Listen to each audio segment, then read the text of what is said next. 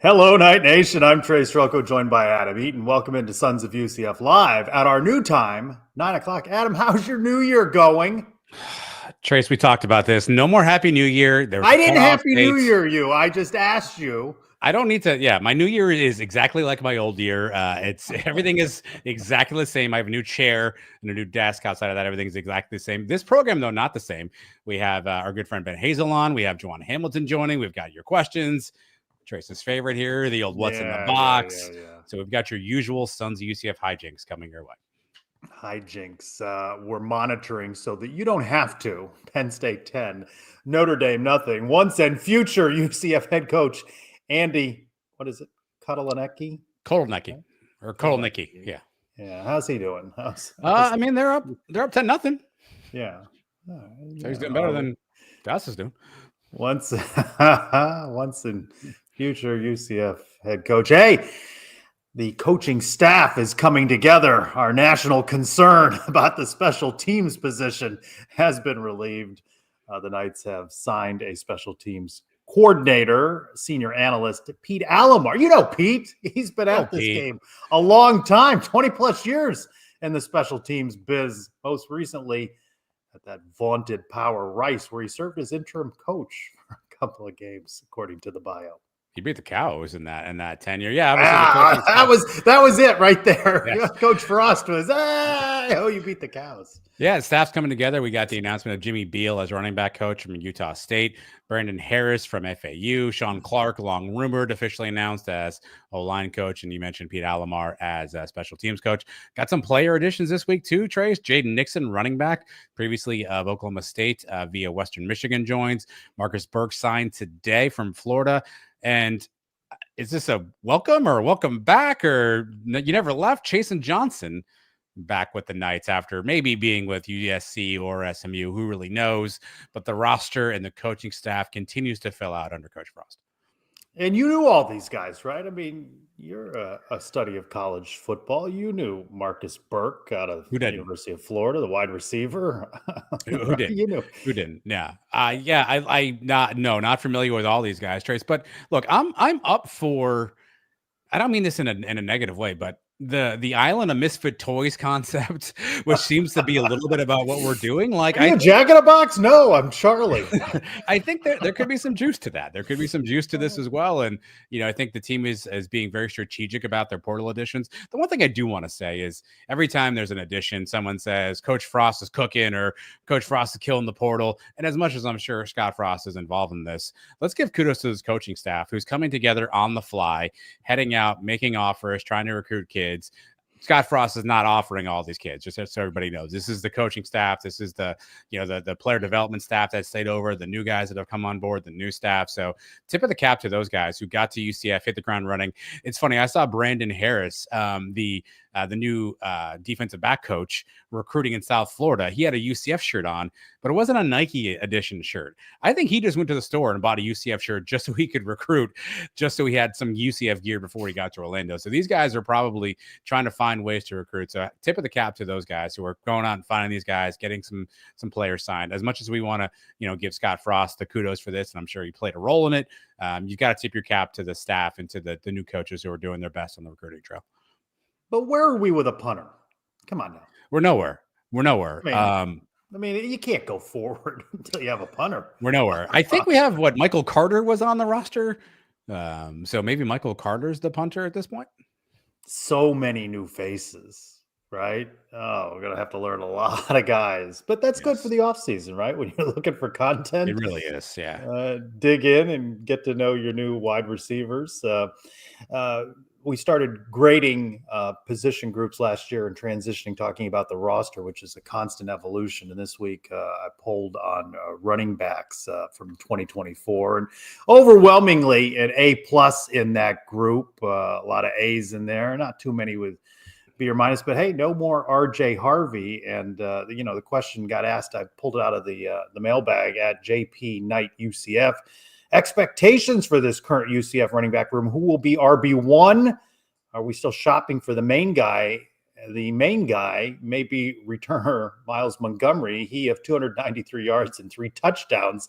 Knights with 33 rushing touchdowns, nearly 3,000 yards a year ago. But by the way, nearly 1,600 of that and 22 touchdowns belong to R.J. Harvey. What do you think about Miles Montgomery being your lead back? Are you confident in his durability, or what do you see shaking out here? Yeah, I like the spurts we saw of Miles Montgomery last season, right? He ran physical, he ran hard. Seemed like a guy who was not afraid to get between the tackles and knock a couple guys over. Obviously, durability could be a challenge with that. We talked about Jaden Nixon that we signed from Western Michigan. Obviously, 2 young guys in Stacey Gage and Tavion Swint who have not seen a carry on the college level just yet. So it's going to be a young group. But I think the one thing we know about Coach Frost is he's not afraid to play the younger running backs. In a little bit, we'll have on a guy who was a young running back who had to play under Coach Frost, right? Adrian Killens played a ton as a true freshman. Otis Anderson, the late Otis Anderson, played a ton as a true freshman. So Scott Frost is not afraid to play some of these younger guys and rotate them through. So I'm not sure how concerned I am. And I think the days of the RJ Harvey, 30 carries a game, I don't know that you're going to see that continue under Coach Frost unless you really have a guy that does that. I think Miles is probably the guy who gets the first crack at carries. But Jaden Nixon has some impressive stats, and who knows what these young kids can accomplish. And let's not forget, the portal's not done just yet. Yes, we're closing for this window here, but there's a spring window coming up down the road, and maybe UCF's eyeing a running back or two that they may find in that as well too. But if you tell me I have Miles, I have Jaden Nixon, I feel pretty good about that one too, and hopefully the young guys can provide some pop on the back end as well. I mentioned 33 touchdowns, nearly 3,000 yards. A lot of that was R.J. Harvey. We went into the 2024 season expecting a lot out of R.J. Harvey. But what did we get wrong? We really collectively, right, as fans, as media, bought into this 4-headed running back group and the addition of Penny Boone. So there was some missteps there that we maybe bought into, and we should have studied Gus Malzahn and his history, that he was really going to go R.J. Harvey, lean into him heavy. And listen, you can't fault him for going, heavy to RJ Harvey, right? I mean, he's clearly a dynamic running back and somebody who hopefully will play on Sundays.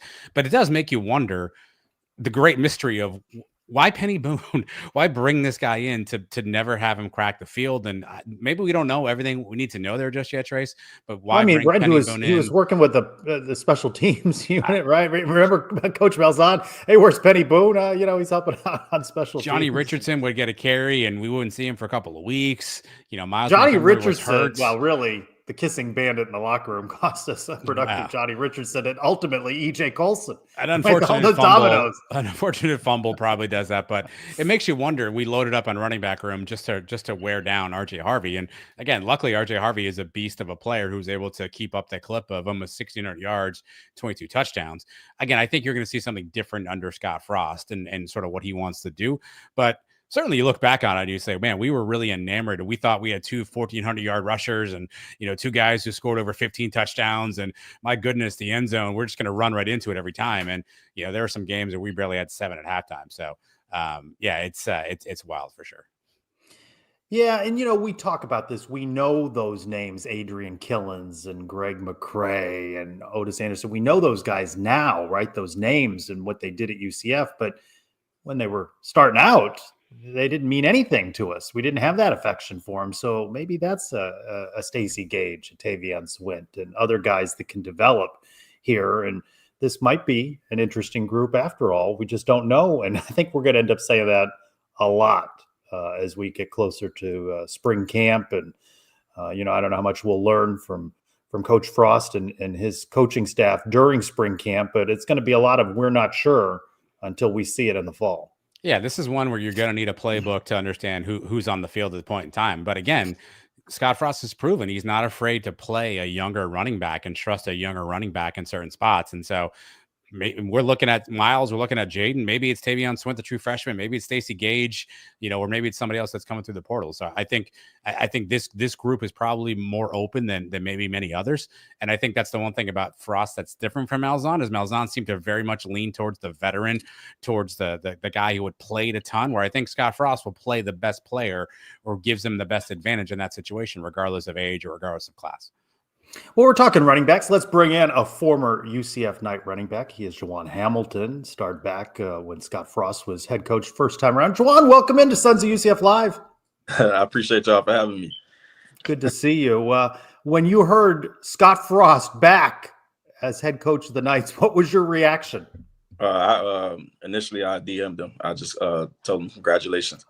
I thought it was the right move. Honestly, I feel like he probably should have stayed there the whole time. But I also understand that when opportunities present itself, sometimes you gotta you just go with the flow. But I'm happy that he's back. I think that's the right guy to lead that program, and I'm very excited to see what he's gonna do. One of the great what ifs, right, in UCF land, you just alluded to it. What if Scott Frost had just stayed as head coach of the Knights? What might the program have become under him over many years? Oh man, well, honestly, I think it would have been kind of the same, but I think Frost would have, he definitely would have turned that program up how everybody expected, just like he was doing. At the end of the day, everything happened for a reason, and now he's back. So I feel like I don't think nothing else is gonna happen, but he's gonna be the winner. So regardless, I'm gonna support him and I'm gonna support the team. UCF got a special place in my heart, regardless. So definitely. Well, John, we were talking about young running backs playing under Scott Frost. You were a true freshman, and you got a ton of time. You played in every game, started 9 games. What was it about sort of that evolution with Scott Frost that allowed you to be successful right on as a freshman? What did he kind of instill in you, or what did he expect from you as a true freshman to give you and trust you to be able to play those games and give you the rock? Right. So one of the biggest things is when he came in, he was just saying, he had this saying where he would say, play with no fear of failure and a desire to excel. That kind of stuck with me mentally, and I think all the guys and he also told us that coming in, nobody had a starting spot. Everything is on the table, so if you want it, go get it. So I kind of had that in the back of my mind every day I approached practice. I'm just thankful. I'm thankful. It went the way I wanted it to go. So I just took advantage of the opportunity. Definitely. Well, take us inside a Scott Frost practice. What's a practice like as a running back under Coach Frost? It's fast. It's fast. Like half the time we didn't even have to condition it because you condition it so much during the periods because it's from period to period to period to period. You're moving fast, and you know how this offense is like. All right, it's time to go. All right, so you just got to be mentally ready before you step out on that field. You kind of go to sleep the night before thinking about it. You already know what you're getting yourself into. So I think that it prepared us for the game well too. Obviously, we was able to put up a lot of points and do a lot of great things. So definitely. Much has been made of the culture that surrounds a Scott Frost program.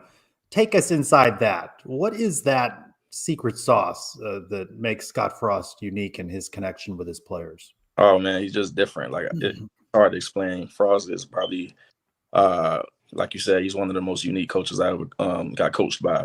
Just the way he carried himself, the way he just act towards his players. So it kind of just give you that feel that like I can just be myself around this guy. He's gonna accept me regardless. We had plenty of different guys who had different characters, and Coach Frost accepted every last one of us and loved us just like we was his son. So, it's just make you just, I don't know, it just kind of naturally build a connection with, you and the coaches regardless. So I think it was a pretty good deal. Can you believe how much the game of college football has changed since you played and since Scott Frost was first at UCF? Yeah, definitely. Especially now with NIL and all that stuff. I kind of wish it was around my time. I bet you do.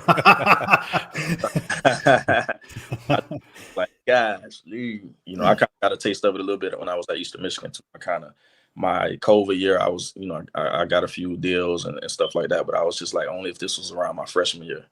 But man, I think it's going in the right direction. And these guys deserve to be getting paid because I just feel like they make money off us. The people want to come watch us play. So why can't the athletes get paid? So I think that was the right move. What's the challenge in building a roster, though, when you have this much influx of players? I mean, obviously a coaching change at UCF, but with that portal door swung wide open, a lot of guys have gone into it now. All sorts of new guys coming to UCF. How do you build a team when you have so many new guys? Oh man, it's hard. I think a big part of it is evaluation. When the coaches sit down in their room and they kind of take a look at each guy's film and see who fit the scheme the best. And then obviously the next biggest part is obviously offering them a scholarship, bringing them in, and at the end of the day, the best guy is going to play.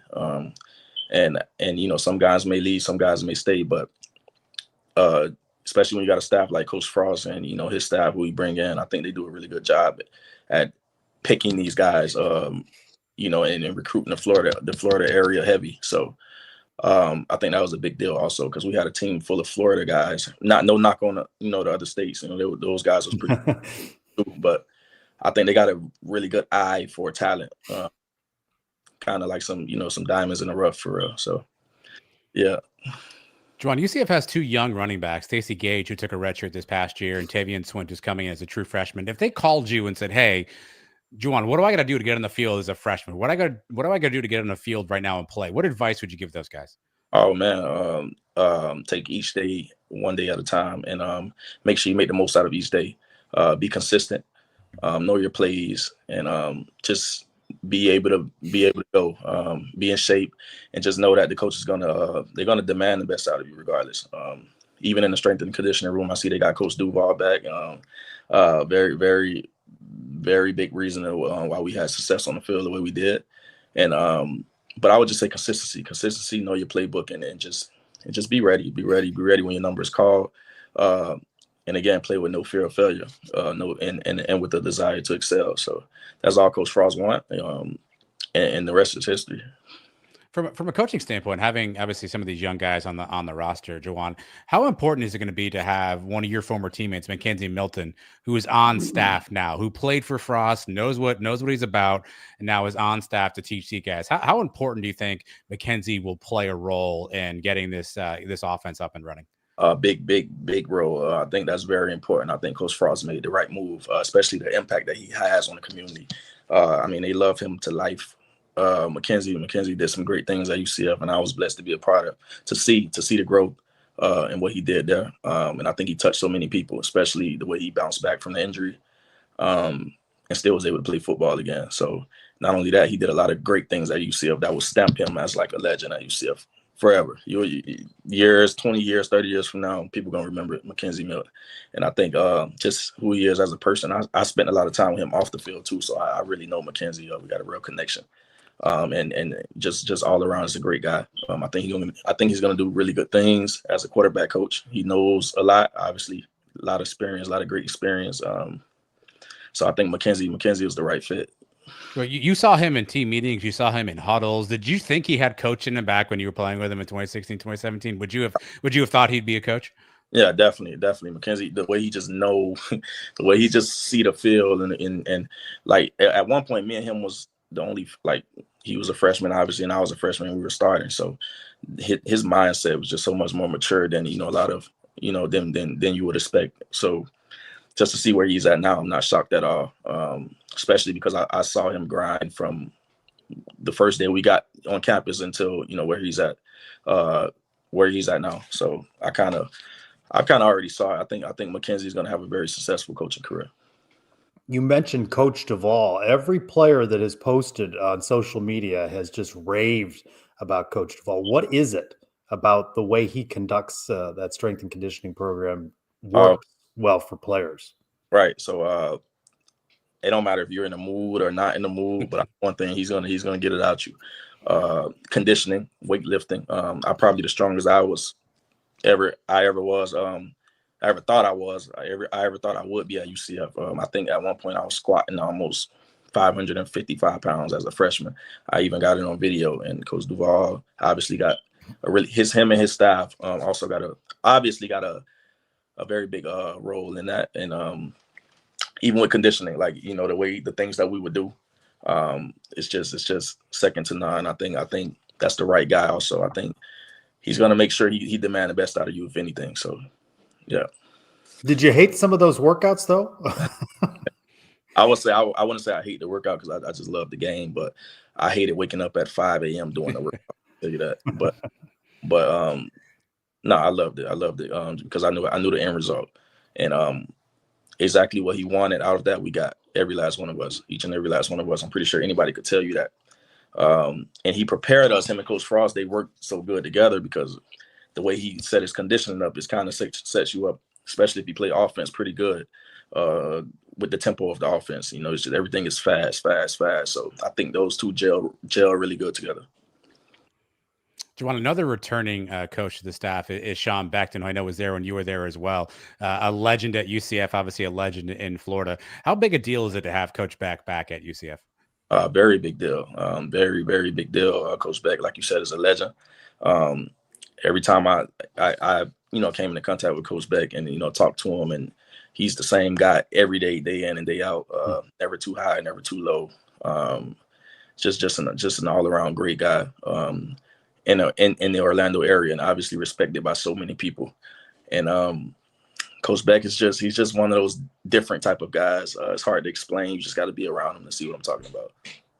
Jawon, it's crazy to think about the amount of talent that UCF had in that running back room in your time there. Dontravius Wilson, yourself, Adrian Killens, Greg McCrae was there, Taj McGowan was there, the late Otis Anderson was there, and yet all of you had a chance to play, get on the field and star and had your moments. What was it about that group that was so unselfish that allowed for so many guys to get on and eat and do well and play well and kind of take us behind the scenes of what it was like to work with such a talented group of guys like that?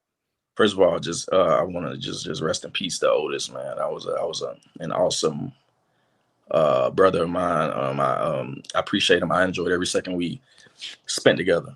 But that group was different. I think from day one, me and AK and I believe I can't remember who else. I think Greg, we all came in there together. And, they brought us in, the older guys, Taj and Don. We had Willett. We had CJ.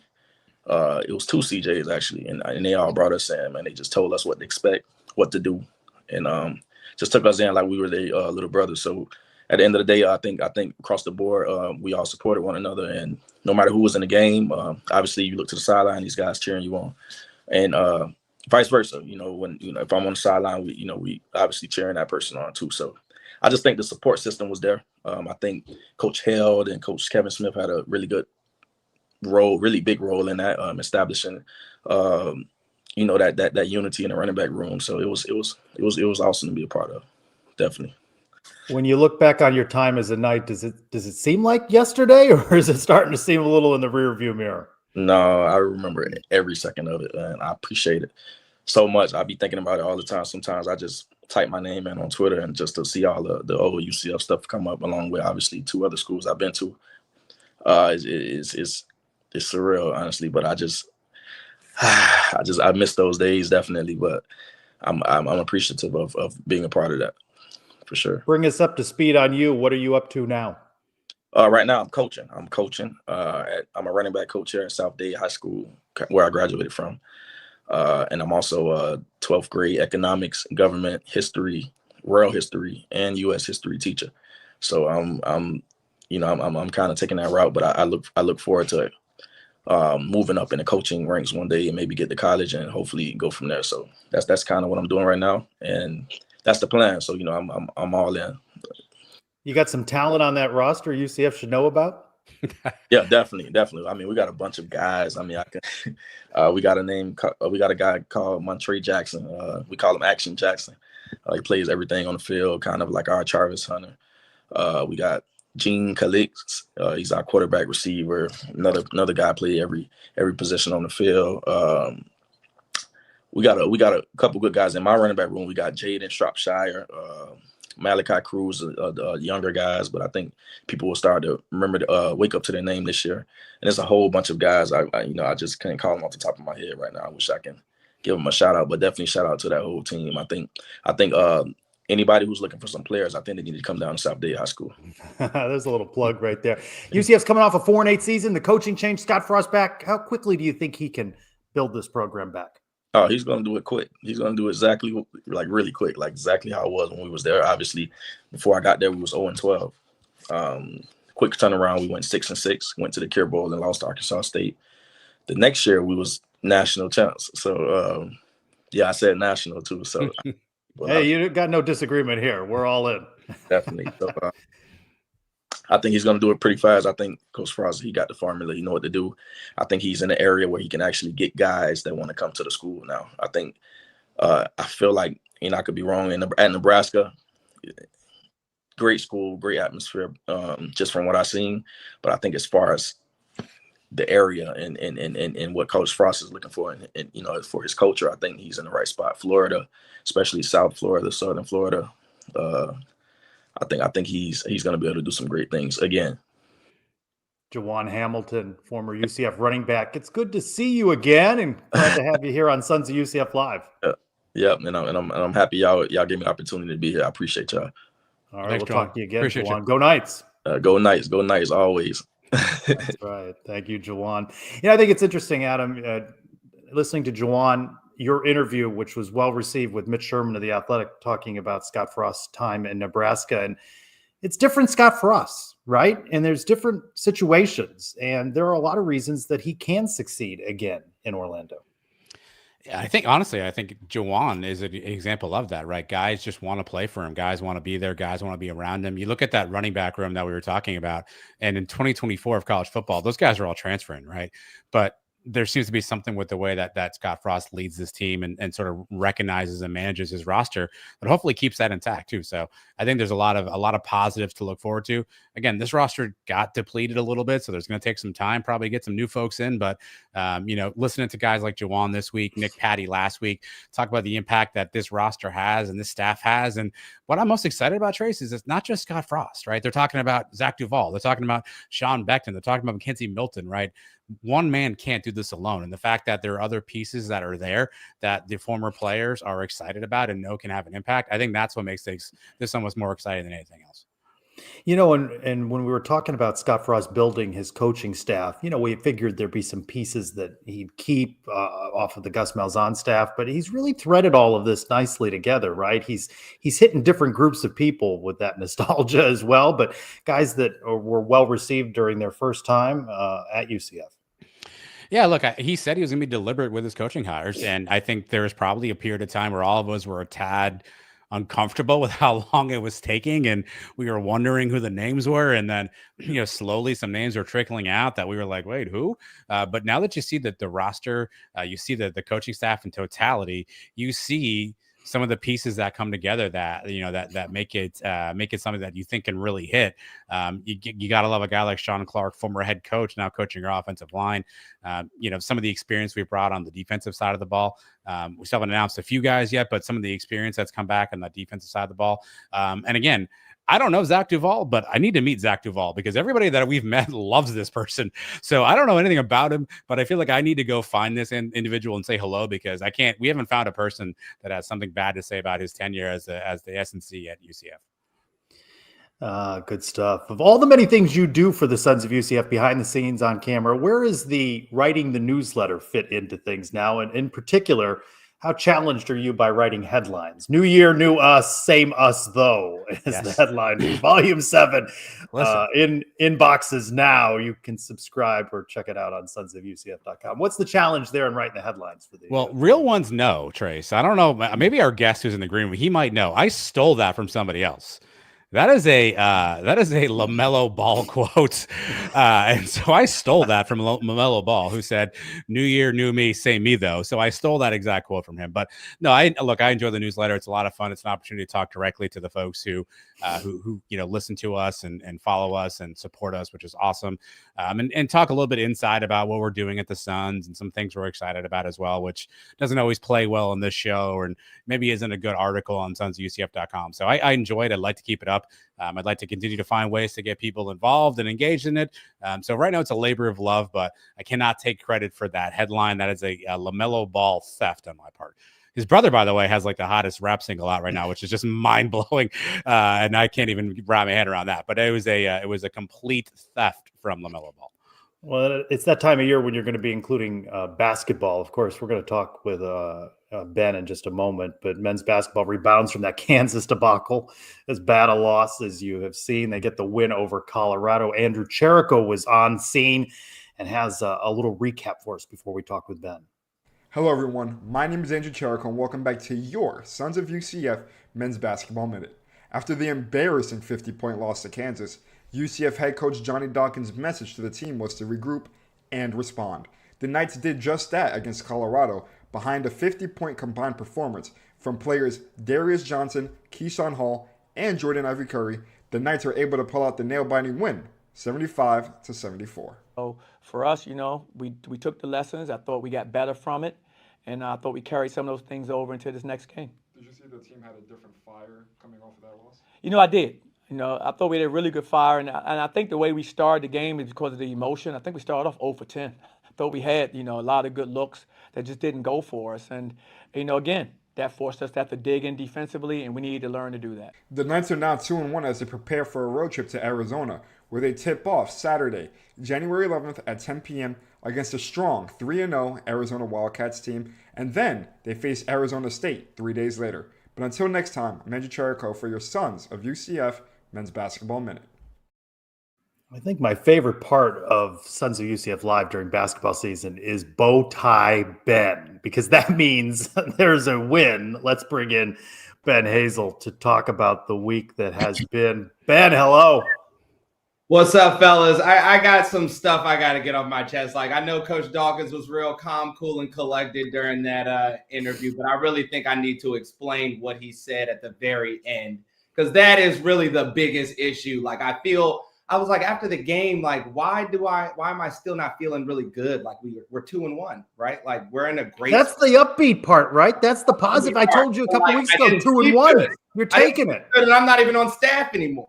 And I'm like, yo, why am I not sleeping good? Like, I just don't feel good. And two of the names really stuck out to me. And I had to go back and watch it. Like, I had to go rewatch, because I'm like, am I tripping? I know I cannot be losing my mind. We have fifth-year senior Jordan Ivy Curry, and then you got Keyshawn Hall, right? Like, they had put up points, but the issue is they need to buy in. Coach talked about defensively. That's the biggest issue. Jordan Ivy Curry, guarding the best player on Colorado's team. He's smacking the floor. He's beating his chest. They call for a simple middle ball screen. What does Jordan Ivy Curry do as a fifth-year senior who's seen this his entire life? Run into the screen. What does Hammond do? Fake it, take one dribble, shoot a floater, get an and one. That is something Coach Dawkins works on before Jordan Ivy Curry was born. He has been doing that drill with Jordan Ivy Curry and the entire team since they've been on campus. Why? Every single team in America sets a ball screen at the end of the shot clock. Every single team. It's not a new play. What are you taught to do? Force them into the ball screen. I can't get fake because you're supposed to use it. That's the whole point of the big man telling you where the ball screen is. Screen left, force them left. Those are simple plays that he's messing up time and time again. You talk about Keyshawn Hall. We can't have Mustafa, who's playing as hard as he can. He can't gain 30 pounds overnight. So he needs help. Like, we know that. Every single game, he's going to need help. We call for a double. Where does Keyshawn Hall double from? The baseline. How do you double from the baseline? You have to go around your own defender. That's another drill that I know Coach Mamadou, from my own personal experience with Coach Dawkins, they drill it, and they don't drill it that way. It's just small stuff that you expect from your upperclassmen that they need to start buying into. We know you're going to try to play one-on-one up top. We know that. That's not the recipe for success for us. When they find the thing that makes you so upset is that it looks so different from even the first game of the season. When we played Texas A&M, guys were sharing the ball. They were diving on the loose, diving on the floor. Guys were trying to help each other out. And all of a sudden, guys are just being selfish. Like, and you don't really understand where it comes from. If you're looking at it as a fan, you're like, yo, is it Coach Dawkins? Is it this? And it's literally who are the X's and who are the O's some of the time.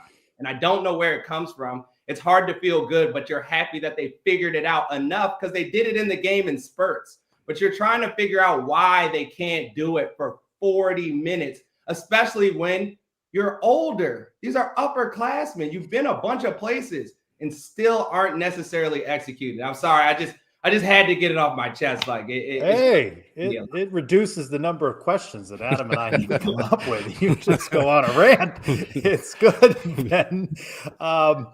The Kansas game. Let's go back to that one. I've never seen as bad a game played by any iteration of the UCF Knights basketball program. That was just. I mean, they were going to lose that game probably anyway, right? But not 51 points. Right. And that's literally what we were talking about when you say, hey, did we really, really learn? Like that was Coach Dawkins letting everybody just go out there. You want to play hero ball? You want to play one-on-one, Keyshawn, who's still shooting under 30% in these last 2 games at home? Just keep playing one-on-one. Let's just go ahead. Just keep playing one-on-one. Like, let me catch it up top, 3 dribbles this way, 3 dribbles that way. Has no assist in any of these games, really. Like, you have the ball, you're playing one-on-one, we'll pass it, chase it, get it back. But we know he's most effective when he's moving the ball, driving, kicking, getting it back. Another person drives, drop it off. Like, where the ball got so stagnant, Kansas was how bad it can get when we play good teams. One pass shot teams against a Kansas team like that, you'll lose by 50. At the risk of reigniting the fuse here, so you talked a little bit about some defensive lapses. So what does Coach Dawkins do? How do you coach that out of him? Do you take those guys out of the lineup? Do you sit them down? Like, what's the punishment? How do you get that instilled in them? At this part of the season, it's just film, right? Like, that's just all we can really do. Like, yo, I just really hope that this starts to sink in for you. And that's kind of where coaches get torn between, like, yo, we won though, right? Like, we figured it out enough to win the game. But these are the small things that you see, and you're like, I know other coaches are seeing it too, right? Like, they're watching film just like we are. So we gotta correct these mistakes. And the thing that is so upsetting about it is that they've done it correctly or with better effort throughout the season. It's just now, it's like now when we need it most, when you're getting the most pushback from, you're playing the best competition, is when you need that to start to really, really show that it sank in. And it kind of reverted back a little bit. I mean, even versus Texas Tech, like Texas Tech didn't look like the same team that we played against Kansas or even Colorado. And you're like, why? I don't know why. I mean, those are things like when you talk about this NIL market and just all the other influences in basketball, these are the small ways that it shows up sometimes. But I've had some fun at this guy's expense, but the more I think about it and watch film, I feel like he actually may be one of the more important players on the team, and that's Debo Coleman, right? He plays tough defense. He gets his nose in there for loose balls. He had a big rebound last night. He's not the most prolific shooter in the world, missed a free throw last night, but I think he's one of the unsung heroes of this UCF team so far. What do you make of Debo Coleman's play? Well, you're 100% correct, because he's the only guy that has started to and actually carries himself like the age that he brings to the game, right? Like, he's very consistent. He stays within himself. He's not really trying to do hero ball all of a sudden, like we could be up 20, down 20. He's not all of a sudden going to just be trying to go 1-on-1-4 flat and shooting step backs and stuff. He stays within what he does. He gives a lot of effort. So, like, I've been pretty impressed with kind of how he plays. I mean, even with him starting to come off the bench, that's typically when you see those outside influences start getting to these guys. And you didn't see that with him. So I've been impressed and really like what he's been bringing, but you just hope that it's contagious. That's the issue. Like, you see guys coming in. I mean, you see Benny Williams. I don't know when he became a jump shooter. Like, I don't know, like, in any point in his career when him shooting threes on his first 2 possessions or shooting. Dude, Ben, he has 0 arc on his shot. It's literally like a shot put line drive. It makes no sense. And I'm just like, it's not that you can't make a shot. We've seen you make a shot. I don't know why you come in the game to prove to everybody that you can make a shot. Start with what you do and then get to that. You're only going to shoot 2 anyway. So, like, why waste them in the first 30 seconds? Like, everybody knows the other team has a scouting report. So there's probably a reason you're that wide open, especially when you check in the game. Like, he falls for it every time. And you're like, yo, we're too old for that. Like, come on, do what you do and then get to that. So it's stuff like that. You know, I mean, even Mikey Williams, he came in, you could tell he's getting like, I should be the man. I need to get more. And then just jacking it. And like, you're looking worse. You look worse doing that.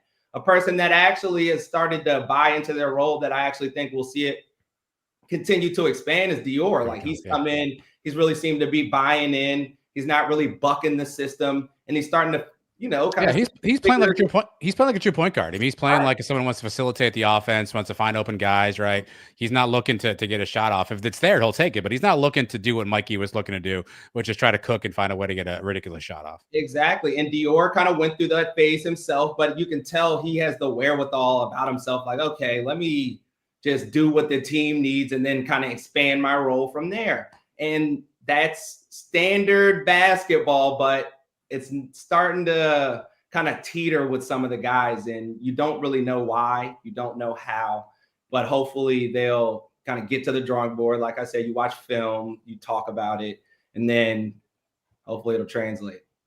How frustrated is Colorado's coaching staff when they win the battle of the boards? They shoot 52%, but they turn the ball over 22 times. I mean, they gave it away.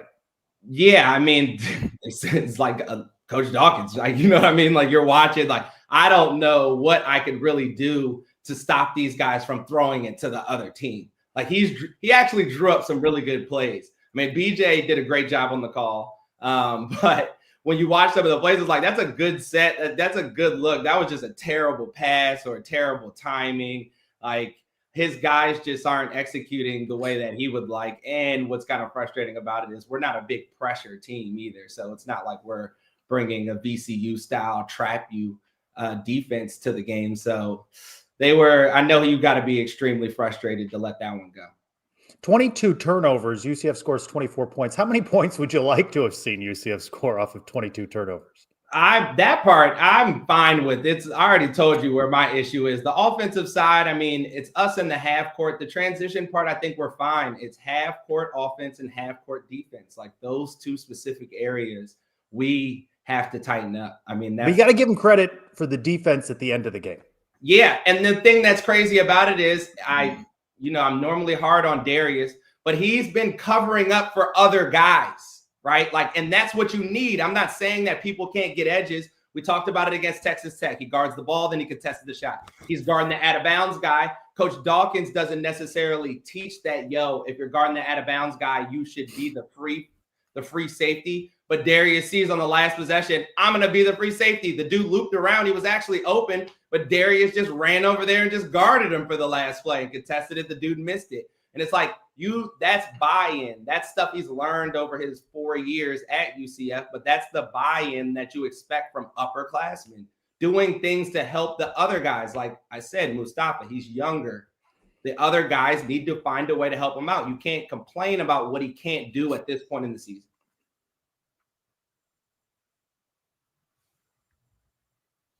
Adam? Yeah, here I am. Ben, this is not a humble brag. I've been watching basketball like 30 years. I have never seen a referee stand over a player, walk over him, Allen Iverson style, and point at him on the ground and say, the foul is on you. Have you ever seen anything like that before? I'm gonna be honest. I was texting. I was like, who are we? Who is this ref? Like, do we gotta pull up to this game? Like, is this dude, like, what is up with him? Like, we're at home and he's literally like boasting over a star player in the game. Like, it was BJ talked a lot about it, but it didn't seem to be as much of a thing as I thought it should have been, like, in the moment. I'm like, where are some coaches? Like, we got to get a tech or something. That was ridiculous. I hope they sent that film to the league, like to the conference, because that can't happen. Well, that same gentleman also was the guy who was on the call for the 5-second not timeout call by Keyshawn Hall as well. What the hell happened there, Ben? It looked like he wasn't even looking at Keyshawn Hall, who looked like he was verbally motioning for a timeout. The ref wasn't looking at him. Like, can you take us through that? Like, have you ever seen anything like that before? I have not, but also I think Keyshawn was checking to make sure we had timeouts before. I think that was also played a factor, because you could see that he's looking straight across the court like, like timeout maybe, but the ref is standing right there. That's normally one that they just give to the home team, but for some reason, I don't know what it is. Like, we have to investigate this. Like, there is no home love given to UCF basketball, literally ever in history. Like, I've been to so many games. The clock gets messed up, delayed for us. It's getting shut off while we're about to score. Like, the refs are doing all types, standing over, pointing at our players. Like, we can't get a timeout. It's like, when we go to Allen Fieldhouse, they're getting a timeout and the ref can't even hear. Knights 1-0, Ben, on the road. They got that opening game at Texas Tech. Now a tough roadie, right? They go west to Arizona and Arizona State. I think I know what you're going to say, but what do the Knights have to do to have some success on this trip? The main thing is going to be they're going to have to play together on offense and defense. They're going to have to figure out a way to rebound the basketball. Luckily for us, they're not a huge play through the post team. And we're going to have to make shots. Like, we're going to have to make shots, but we're going to have to share the ball. Like, guys are starting to get into that hero ball style, and that does not travel. It makes things tough. Arizona's going to be rocking. It's on ESPN. So I hope they treat like we're going to be on national TV. Like, we don't get a lot of marquee games in Orlando, and that's from the Magic on the way down. So I hope they come locked in and ready to put on a good showing and put us on the map. I mean, Arizona's trending upward, so this will be a huge win for us. But remember, Ben, Knights are 2-1 in Big 12 play after 3. We're in That's all that matters. We're in a great spot. So they should go out there and feel good when the game comes around. But some guys definitely don't need to be walking around like, yo, I did everything. Like, Jordan Ivy Curry played great offensively. You know, that was probably one of his best offensive games, especially in conference and probably the season. But there is still room to grow. We have a lot of season left. Every game's going to get harder in the Big 12. That's just how it is. That is right. Got to see you with a bow tie next week, Ben. Thanks so much for being with us. Fingers crossed. Fingers crossed. Thanks, Ben. Can you clip Ben's commentary off the top there? He just ran with it. I think that was 4 minutes. I was trying to figure out if we asked him a question. I wasn't sure. I didn't know if you asked a question. I wasn't even sure. I was like, is it my turn? I was all kind of, but look, we said this after the Texas Tech game. Like, there are still things this team has to clean up. Yeah. Like, wins are the ultimate, fragrance, right? They make everything smell better, but there's certainly some things this team has to clean up. And obviously, Ben, adding some credence to what that looks like. Let's see how Coach Dawkins adjusts, though. I think he's obviously a guy who's hung his hat as a defensive coach through his career. This has got to be killing him to see us giving up easy buckets and letting guys get to their spots and get easy shots off. So curious to see how the team responds when we get to Arizona. One of the newest additions to the Sons of UCF team, Andrew Gregg, one of our interns, got a bunch of those interns this semester I've heard, as part of the Sons. Debuted a new segment, Bouncing with Andrew, you can find on the Sons of UCF YouTube channel. Appreciate Andrew Gregg being a part of our team. And hey, I got one back on my nephew who talks smack all throughout the game via text to me. He's called UCF a poverty school when Colorado was up 8. He loses our little friendly wager. No dolly. It will not be any enhanced cookie or other product. It's just going to be a pie in the face. Yeah, he wanted me to sample the No, I know. the edibles or what have you there in Colorado, but that will not be happening. Kyle starts a new job, so there will be drug testing involved. There's not going to be any of that happening. So okay, I think he got off easy though with a pie in the face. Considering is this going to be filmed? When can we? Oh, can I expect? hell yeah. Yeah. Don't say that again. Haven't you learned enough about oh hell yeah? Don't do that again, Trace. Unbelievable. Although no one likes the oh hell yeah on the Around the Kingdom sounder. I can't please you people right now because we can't use very boom abrupt anymore. I don't know what I mean. I may just go to a buzzer at this point. You people are insufferable to make happy. I didn't know what was going to happen, and then boom. All right, let's look at some news and notes. I'm Jordan Ivy Curry, and let's go around the kingdom. Cue up Ben again. I didn't plan that, but yeah. Orlando Valkyries back in town. One of our other interns, Dwayne Jones, was on scene tonight. Post-game, Abby Hansen, former UCF volleyball player, amongst those that are part of that conversation. Valkyries win over San Diego Mojo. Probably Mojo. Yeah, I don't think it's Mojo. Yeah. Andrew Gregg caught up with Abby Hansen earlier this week in practice and talked a little bit about the upcoming season. How do you guys think that you guys are a championship contender for this upcoming season? We are a championship contender. We're winning this thing. I mean, that's kind of the mentality. That's how we're vocalizing it every day. It's that championship mentality. It's going after it. It's expecting nothing less. She's a little bit taller than him. That's not nice, Trace. She's probably taller than all of us. How tall is she? I don't know. Do we have any researchers on that? We have like 9 interns. We have no researchers. Where's the researcher? We have nobody to research this crap. The interview with Abby Hansen of the Orlando Valkyries to play at the. She's 6'5", Trace. 6'5". taller than all of us. This is true, but I was able to point it out because he went with a 2-shot there, and that's the danger. There you go. Always giving feedback. Yeah, just a little bit of feedback for Andrew. You can find that on the Suns YouTube channel right now. You know who's not favored to win? At your women's basketball team. They dropped a fifth straight out in Boulder, 81-62. They lost at Colorado, 0-4 now in the Big 12. Hey, Space Game Saturday at home against Cincinnati before they take off on the road at number 11 TCU. Rough road ahead for women's basketball. Senior Bowl, congrats. Defensive back Mac McWilliams is part of that, invited to that as well. Brandon Adams, RJ Harvey going to be there. And hey, the Hula Bowl is going to be in a chilly Orlando Saturday at the Bounce House at high noon. Our Andrew Cherico was out at Hula Bowl practice, caught up with Kobe Hudson. Reflecting back on the season, all the memories that have happened, what did UCF mean to you during your time playing here? UCF means so much to me, how they took me in coming from Auburn as a transfer. They just treated me like I was one of their own. Just like I've been here since I was a freshman, but it's just a blessing to just have a home turf that you can always come back to, and just those people feel and they just welcome you with open hands every time you come back home. Andrew also spoke with Ricky Barber and Mari Kite that are expected to play in that game. Penny Boone, also a part of the roster, but did not make himself available post-practice for any interviews. It seems to me that's a guy that could use a little more publicity, but what do I know? I Penny Boone could walk in this room right now with a shirt on that said "I'm Penny Boone," and I wouldn't know who he was. You mentioned Around the Kingdom, another fun episode, as is the Around the Kingdom overtime that you participate in. I'm always curious about the clip. You should just clip the Sounders and throw that up, but I'm sure you have something else of Eric Lopez being provocative.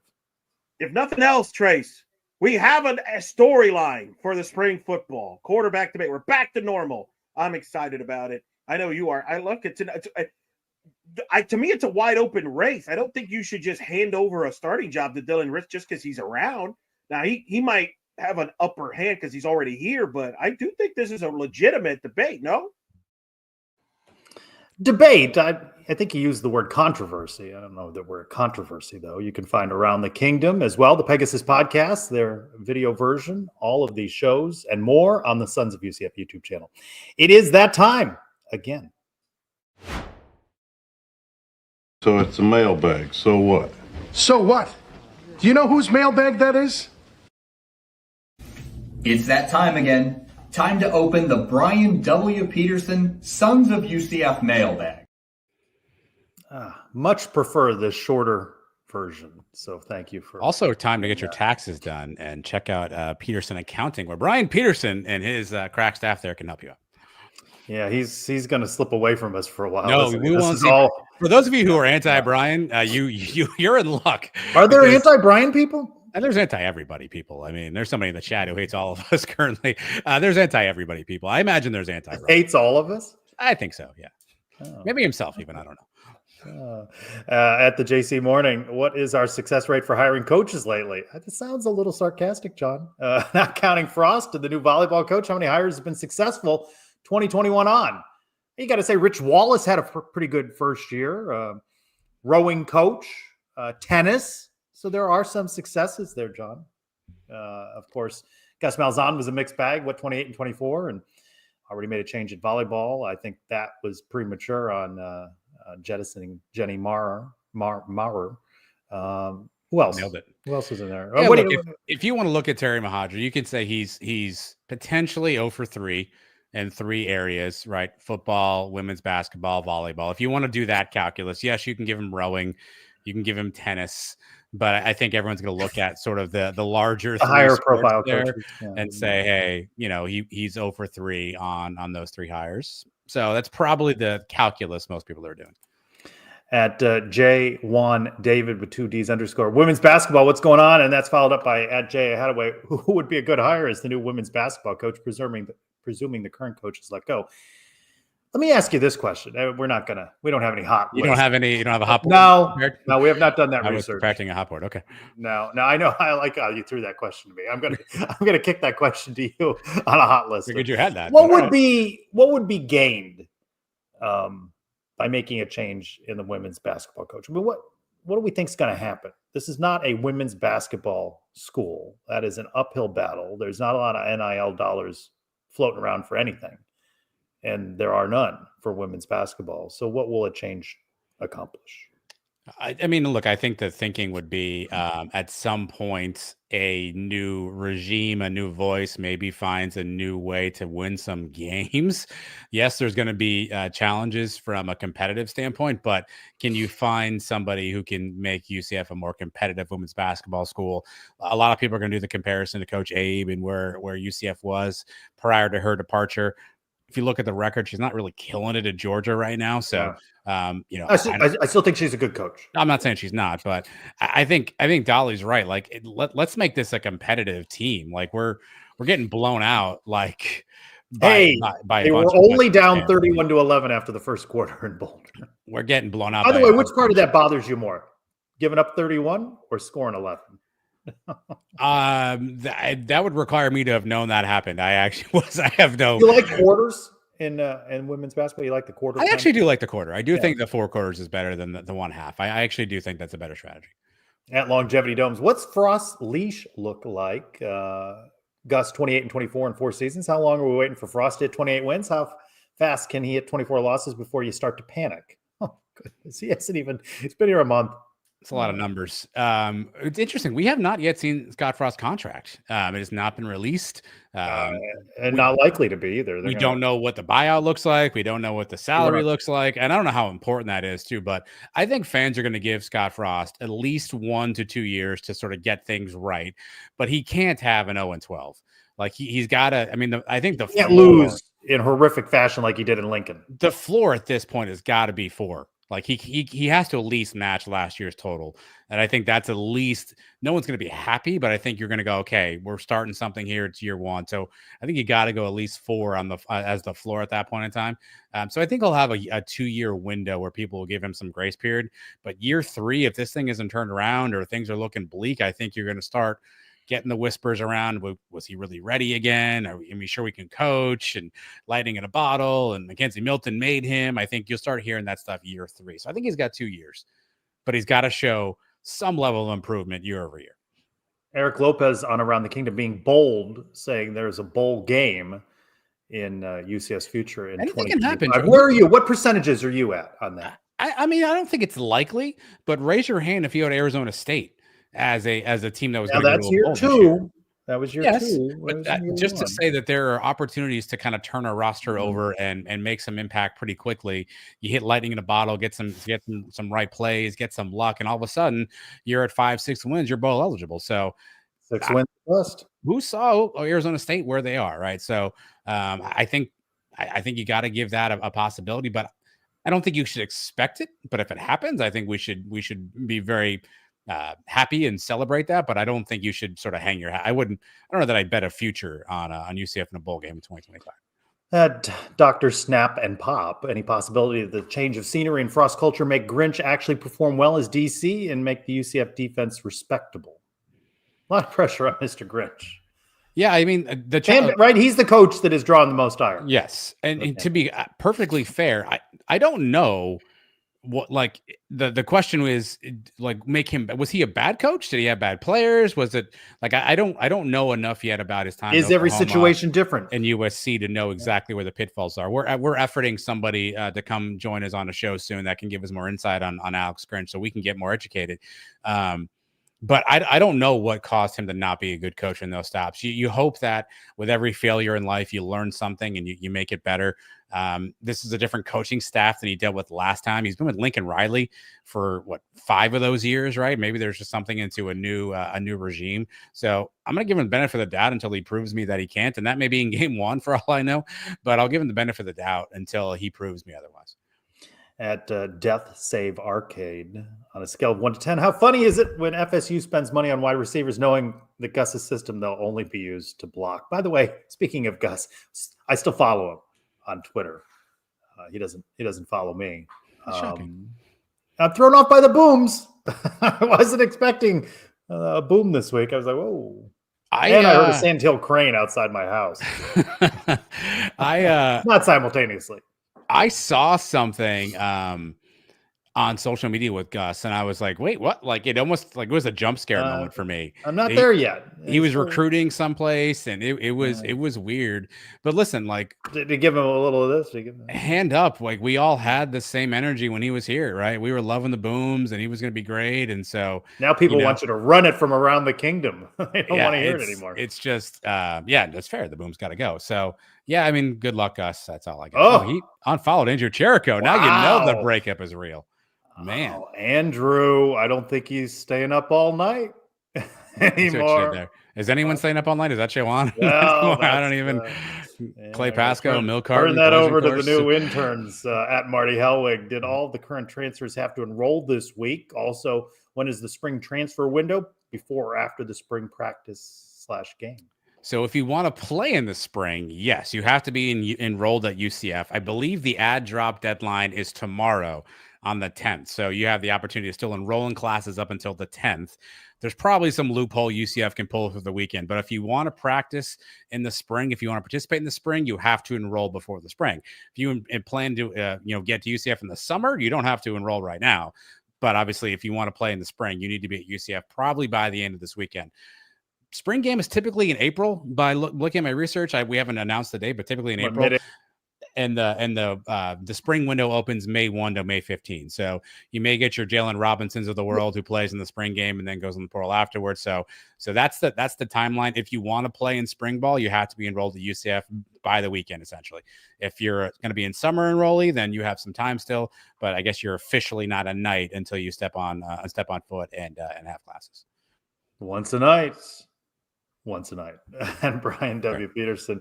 Jason Johnson just announced he's removing his name from the portal. Do we have too many DBs? Feels like 50% of all the transfers have been DBs. I don't think you can ever have enough. There's a lot of DBs in the roster. Don't get me wrong. But again, there's another window open. I assume at some point in time, people are going to make some moves and move around. But Jason Johnson is like a 2025 college football story in a nutshell, right? Like he was at USC, he was at SMU, decides to come back. And look, I'm not here to say that, every player is doing it the right way and every coach is doing it the right way, but there's a lot being thrown at these kids. I don't think that we're thinking about like people are calling them up saying, come here. I've got this money. I've got this spot. And I think it's probably a lot being thrown at these kids. And I think Jason Johnson is almost the embodiment of that, where there's just a lot going on and a lot of things coming at a kid. And by the time maybe you sit down and look at everything and realize where things are at, you make different decisions. So once a night, always a night, now a night. Back again as a Knight, but only for a year. Riley Carey 16. What do we need more of from the portal? Wide receiver, et cetera. We talked a little bit about this in Around the Kingdom. Wide receiver seems to be an issue, but have a new one in the portal today from Florida. I still think you can never have enough O linemen and D linemen. So if we're going to boost positions, I still want more linemen.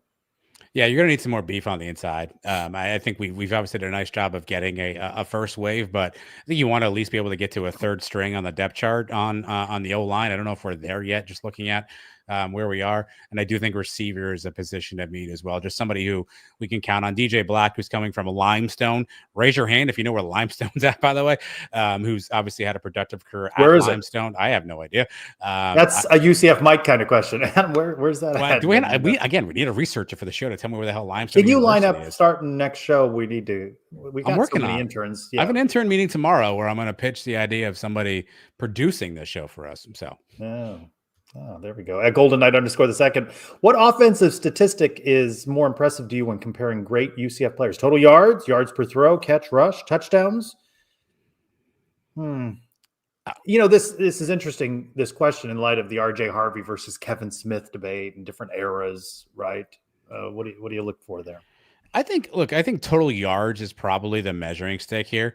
Touchdowns. I mean, look, there's a phenomenon in fantasy football, right? The touchdown vulture, where you just come on the 1 yard line and punching a touchdown doesn't mean you're a great back. I think total yards is probably yards per throw, catch, rush. I mean, there's a lot of factors involved in that. I think total yards is probably indicative of more production, but let's not be foolish. Scoring touchdowns is probably what's going to get your name out there more. So it's probably the most important thing. But if you're asking me to compare player to player, I'm open for total yards.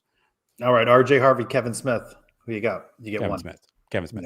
Yeah, I'm still on the Kevin Smith. That Florida Box Breakers.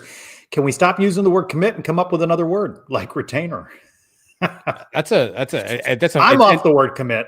Yeah, it's a fair question. Intention almost feels like the word you should use. I intend to go to UCF, which is funny. So Kelly Larson, the linebacker for Virginia Tech, committed to UCF, decommitted, and then tonight I saw recommitted to UCF. So he is now back at UCF. He intends again. Reintended. Can we start coining that? Let's start using that. Yeah. Did you see On3 Sports made a new word up, forgoed? They said Ashton Genty forgoed his last year of eligibility. So if they can make up forgoed, we can make up a reintended. I like it. At UCF Knights Win, do you think it's weird that there are grown men who are very excited about wrestling on Netflix? Well, Eric Lopez is one of those. Now he also said grown men. He also did say that. That's a tough one. Hey, it's a December to remember. It is. It's a Alexa sales event, which is also January. I've never been a wrestling person. I don't even back in the day. I just don't know why. So I recognize a lot of our followers are into that. I see the social media feeds after Monday night and people are talking about so-and-so said something to such and such. And I'm like, cool. I don't know what all that means. So it's not my thing, but none of you are probably 90210 fans. So, forgive me for my vice. I'll forgive you for yours. What do you think that diagram is like of the WWE and 90210 fan bases, the overlap? Elo, I think, is probably it. Elo and maybe Mario. I don't know if Mario is a wrestling guy. Fits into a lot of different diagrams. That's fair. All right. Thanks, everybody, for your questions. All right. It's our 30-second segment to end the show. What's in the box? Yeah. Promo code TEN1215 get you 15% off any non-sale order. A lot of good gear out there these days. Trace, is this box refilled with it is queries? All right, here we go. In the event of an emergency, do you think you could land an airplane by yourself? No. Autopilot, just hit a couple buttons. You don't think there's any chance you can? Somebody's helping me. Somebody's telling me push this button. I'll give you that. I'll give you a phone. I could punch the buttons, but still the landing gear and no, you're dead. We're all dead. It's over. Well, there's landing the plane and landing it well.